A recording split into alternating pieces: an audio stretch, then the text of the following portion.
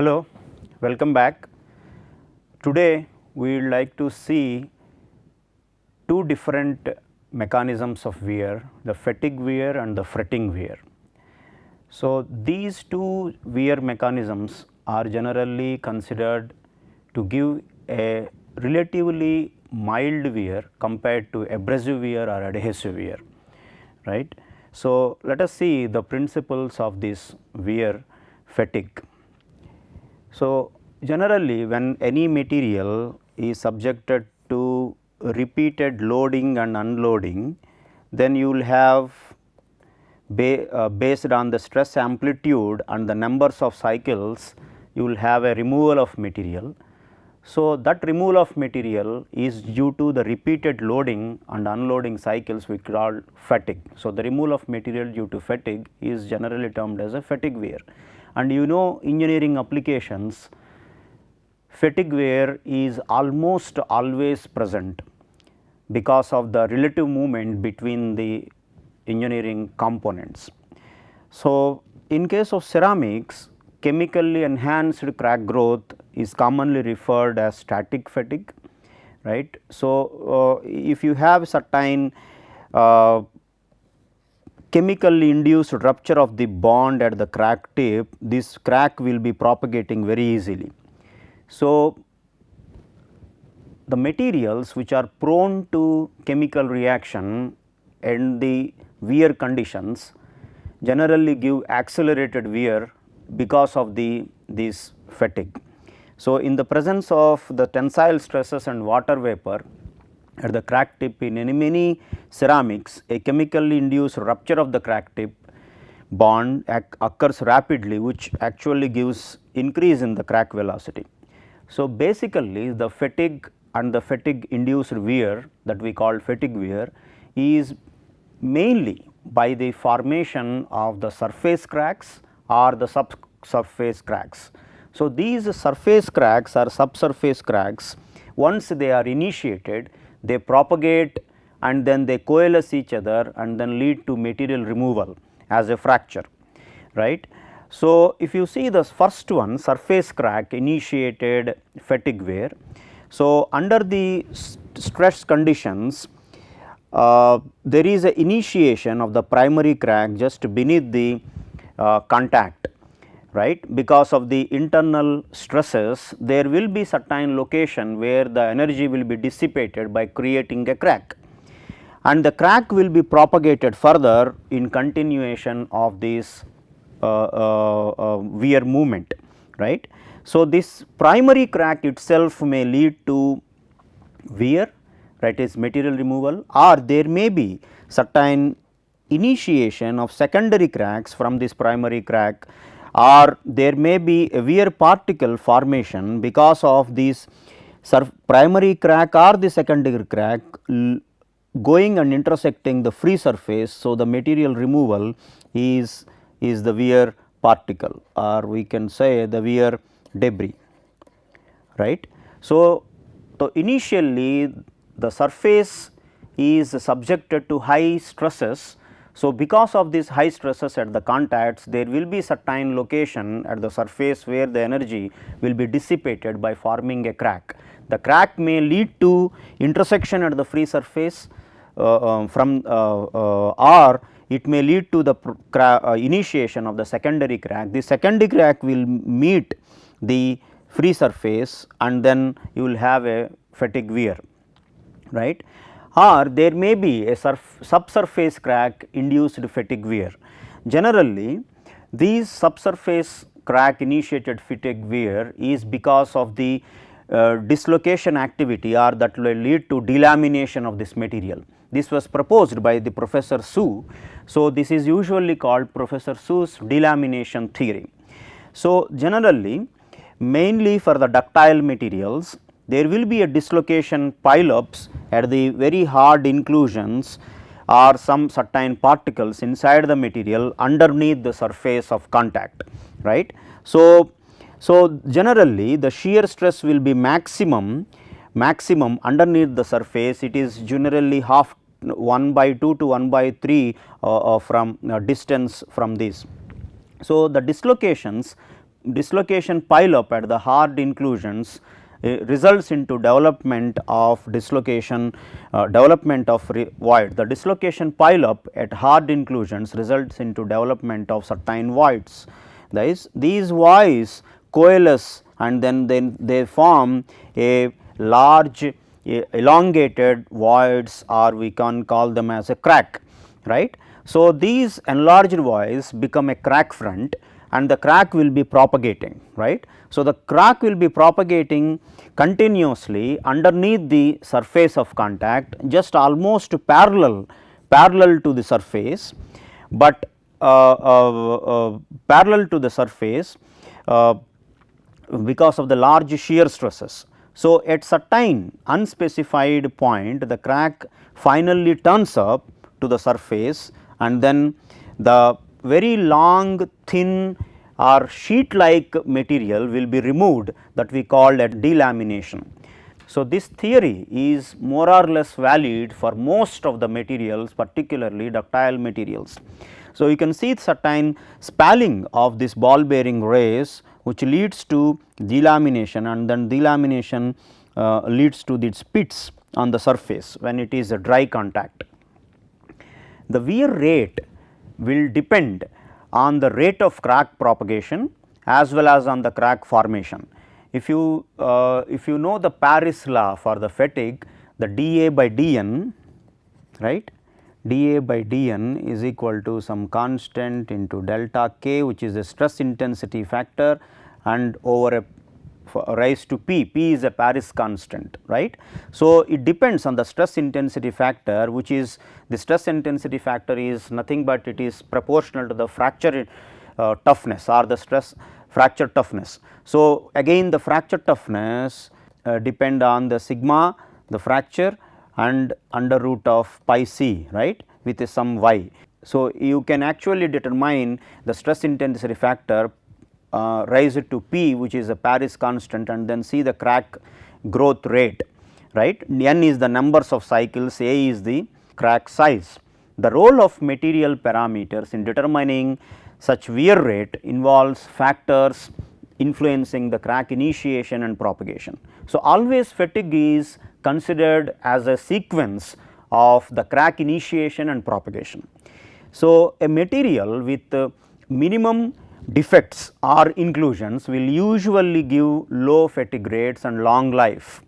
So, the effect of non-lubricated sliding wear on fatigue failure of bulk materials is often masked by other processes such as adhesion, abrasion, tribochemical reactions, which produce wear debris at a faster pace than the cracks due to delamination wear process. So, as I told, these fatigue wear can be considered as hidden by these dominant adhesion, abrasion or tribochemical reactions, but one should note that even these tribochemical wear or the abrasive wear or the adhesive wear are these are also influenced by this fatigue, right. So, the plastic strain accumulation both at the leading as well as the trailing edges of these hard asperities in combination can contribute to the total wear volume. So, if you know what is the distance travelled, the wear volume per unit distance can be found out by a parameter. Total wear volume can be described with this equation, where the Fn is the normal load and H is the hardness, and this phi f is the average plastic strain to the failure by fracture in one loading condition, whereas this phi is the average strain in the static condition, and C is generally a constant which is dependent on the system, whereas the coefficient this coefficient m is a constant which is generally 2 to 3. So, you can actually assess the wear due to fatigue by knowing these parameters, the plastic strain accumulation in the given tribo system conditions. So, fatigue can be found even in the rolling conditions, right. Fatigue can be in a sliding conditions or can be a rolling condition. So, the rolling fatigue, during rolling the local contact stresses are very high during rolling. So, they are concentrated over a small area and they are repetitive. So, the wear mechanisms in these rolling conditions are determined mainly by the material characteristics and operating conditions, as we have seen in other wear mechanisms. So, if you look at the material parameters, you see the ceramics, oxide ceramics, they are generally under rolling conditions and fatigue. The crack is propagated because of the high stress concentrations at the contact, and then they propagate easily, then they give to fatigue wear.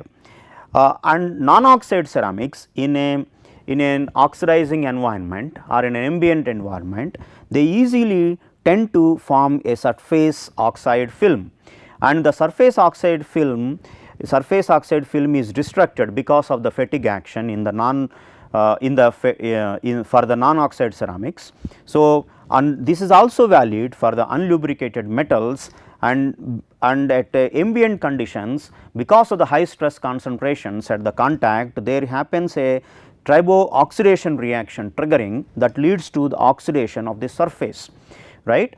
So, on the surface oxidation, the surface oxide film is destructed because of the fatigue, and then the material is removed. Or in a lubricated conditions, the material is damaged mainly by the pitting or the contact fatigue or the crack formation. In case of polymers, repeated plastic deformation causes the material removal. So, material characteristics as well as the operating conditions both contribute such a fatigue wear, right. So, this is the brief description of the fatigue wear, right. So, we will also see in certain case studies the presence of such fatigue wear or the contribution of the such fatigue to the overall wear of the materials in several case study classes later, right. Then comes the next wear mechanism, fretting. So, fretting is also similar to sliding. The only difference here is fretting is a small amplitude relative movement, generally oscillatory relative movement, that may occur between contacting surfaces. And how much is the small amplitude? This is generally up to 300 micron meters. So, 1 to 300 micron meters, such an oscillation at the contact that will lead to material removal is called fretting, right. So, generally surface degradation by this movement is called as a fretting damage or a fretting wear, right. The only difference between the fretting and sliding is because of the very small amplitude of movement. For example, if you have certain ball and a disc here, and the disc is rotating, disc is oscillating at a very small oscillation movement, amplitude of around 50 to 100 micron, then what happens? The debris which is formed because of the wear at the contact is not able to come out of it. That means, the debris is more prone to remain inside the contact area. So, if the debris is hard enough, or you will have a severe mechanical properties than either of these surfaces, what happens? This will actually lead to enhanced wear. So, in sometimes we feel in certain cases we see fretting wear is more severe, right, based on the debris formed, because the debris are prone to remain inside the contact area. So, basically fretting is another form of an adhesion abrasive wear. So, most commonly fretting is combined with corrosion. So, we usually see literature with fretting corrosion as well, or you can say the total damage can be described in terms of fretting corrosion, fretting fatigue or fretting wear. The fretting corrosion means the degradation due to chemical reaction between surface constituents and the environment, right. Or fretting fatigue is the material is removed due to cyclic change of stress field under fretting conditions. So, the fatigue as well as fretting, right. Or the fretting wear is simply representing the surface damage originating from the fretting process itself. So, generally in literature we find these three types of fretting: fretting corrosion, fretting fatigue or fretting wear. So, we can actually summarize these fretting only by considering the fretting wear as the fretting damage. There are certain examples of engineering applications where you will have fretting contributing to the total wear of the material component. So, Holland divided the list of such fretting damage into mainly two categories, where the contacting surfaces are not at all designed to move relative to each other. For example, riveted joints, right. So, in aeroplane wing you will have so many riveted joints of those aluminum sheets, and those riveted joints are not supposed to be moving, right, but there will be a very small movement because of the flying action and all these aerodynamics. You will have certain very small amplitude of movement that will result into the wear. So, similarly, shrink feet, bolted flanges, keys, etc., and the other case where relative movement occurs for part of the time. So, bearings, for example, flexible couplings or reciprocating cams, where the movement is only for a very small in time, but actually that will lead to wear and that will deteriorate the integrity of the component system, right. So, these are actually defined shown here, that is a fretting movement, very small movement, relative movement that will lead to the wear, right. So, there are so many instances where the fretting is noteworthy, like for example, false brinelling damage on the roller bearing surface, race surface, or fretting crack. You see this is rivet and then you see these cracks, right, under, or you see the plate and screw removed from the wound in the human body. You can see the so much of wear happened here. So, there are so many consequences of fretting: loss of Chinook helicopter, or the failure of power station generator motor, turbine disc failure in a gas turbine aero engine, failure of wire reinforcement in radial tires, supporting joint of a railway line, artificial hip joint failure. These are all because of the fretting only. So, we have to understand the fretting wear thoroughly. So, in understanding this fretting wear, we can see there are actually three modes of such fretting wear. Fretting can be in a three modes. One is the linear mode, or the radial mode, or the circumferential mode. So, linear mode, you see this is represented by a simple ball on flat geometry. This fretting is induced by a small amplitude linear relative displacement with a constant frequency of oscillation. So, you have only this area where the fretting is dominant, and then you can see, right. So, with a frequency of oscillation, the fretting is only in the linear, whereas the radial mode, radius of the contacting boundary oscillates between this minimum as well as the maximum. So, you will have this one. So, you will have maximum of this, right. So, because of the normal force oscillations, you will have a variation from bound from the this minimum to maximum. So, you will have this fretting mode as a radial mode, or another mode, fretting mode called fretting mode 3, which is a circumferential mode. You can see the circumferential displacement amplitude increases from 0 at the center to a maximum at the periphery of this contact. So, it will go like this. So, you will have the maximum at the contact periphery, or the minimum 0 at the center of this contact. So, you will have this load as well as this oscillatory, this circumferential mode that leads to the fretting. So, out of all these three modes, fretting mode 1 is generally considered as a important mode, because that leads to maximum wear. So, in literature generally we see the linear mode, fretting mode 1.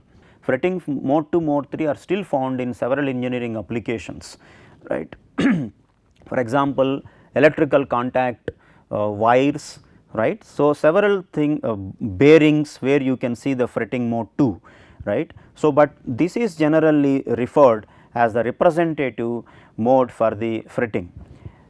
So, with respect to the mechanisms in the fretting, elastic contacts can be considered, or elastic plastic contacts can be considered to understand the wear mechanism. First of all, in elastic contacts, it is assumed that the relative displacement is accommodated mainly by the micro slip, between the surfaces in contact and the elastic deformation of the contacting solids. So, if you take one example of a again ball on a flat, so you will have a contact at the center. So, you can have this contact represented by a circle with a radius of A. This contact radius can be estimated by the loading conditions as well as the material parameters, right. So, the load, the pressure is distributed and have a maximum at the center of this contact, and you can see the pressure distribution again can be understood by the contact radius and the pressure at a distance of r from the center and under a loading conditions of Fn. Or the shear stress traction can be represented by the tangential force, right, the tangential force which is actually maximum at the stick, at the edges of the stick region, where you do not stick region is where you do not find any deformation, right, or the slip region where you find more slip deformation or the fracture. So, at the edges of the stick you will find maximum shear stress, right. Under elastic conditions, the contact pressure reaches a maximum at the center of the circle, center of the contact circle, and falls to 0 at the edges. So, the slip actually occurs at a radius which is larger than the radius r, which can be represented r equal to a prime, which is less than or equal to a. Then you can actually have what is the slip occurring with respect to this a prime. So, you can actually modify the shear stress in the slip region and the stick region. As I told, slip is a region where you will find maximum deformation occurring, stick is a region where you do not find such a deformation. So, with respect to the distance, radial distance, you can actually see what is the shear stress that leads to such a stick or a slip, right. So, you can actually assess what is the material deformed in the slip region.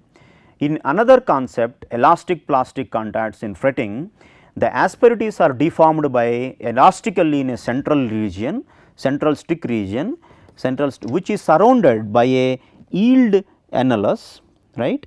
There is a yield annulus in which the asperities have yielded plastically, but have not fractured. But you will always find a slip region where you will find more fracture, right. The yield annulus is surrounded by a slip annulus where the asperities are subjected to shear fracture in the same sense as in the elastic modulus. So, you will have actually 3 regions, one is the stick region, second is the yield annulus, and third is the slip annulus. So, as I told, in a stick you will have elastic deformation, no permanent deformation possible, and a yield annulus where you will have a permanent deformation, but you do not have any fracture, but a slip region where you will have fracture also occurring. So, you can actually define this elastic plastic contacts conditions in fretting leading to 3 different regions. So, you can actually understand these mechanisms of the fretting by regimes. So, you can actually see the wear rate versus the displacement. This wear rate is nothing but the amount of material removal divided by the load and the sliding distance product. So, over a displacement in the fretting conditions, you can see in a very small displacement you will have a stick region, and a very large displacement you will have reciprocated sliding, but in between you can see there is a gross slip region generally happening between 20 to 300 micron, and from 3 to 10 or 20 micron there is a mixed partial slip. So, you will find a tangential frictional force versus the displacement curve in the stick region almost as a linear. So, you do not have any energy dissipated to give a such a deformation, elastic deformation of the asperity is only possible, whereas in plastic deformation you will find certain area hysteresis loop. So, that actually indicates there is a slip started, but it goes to gross slip only when it goes to displacement larger, right. So, in a partial slip, plastic deformation of asperities in the yield zone and fracture in the slip zone occurring. So, you will have a plastic partial slip. In a gross slip where the displacements are much larger, then you will find such a large area of this tangential frictional force versus the displacement that gives to large amount of energy that leads to the maximum fracture. So, where you can find the severe fracture here, a displacement more than 300 generally we call this as a sliding. So, if you see the severe damage undergoes in the slip fretting conditions here, gross slip conditions. So, if you look at this steel surface worn in the phoretic conditions against steel, so this stick region gives this is the partial slip one, right. This you see this is stick region where you do not find considerable deformation or the fracture, whereas this is the slip region, this is the stick, this is slip, both are happening is a partial slip. Whereas at a longer displacement conditions you will find the contact surface is completely worn out, right. So, this is actually gross slip, this is called gross slip, right. So, the fretting can be effectively controlled through design optimization and through the application of surface treatment such as coatings or short peening. So, you will actually find by short peening generally we aim to develop a compressive residual stresses, by short peening we aim to develop a compressive stresses at the surfaces. So, the cracks will be delayed in their propagation. So, the wear can be reduced, right, or coatings that will also cover the material and then lead to delayed fracture, or plasma nitriding appears to be more useful treatment in elevating fretting fatigue resistance of stainless steels, right.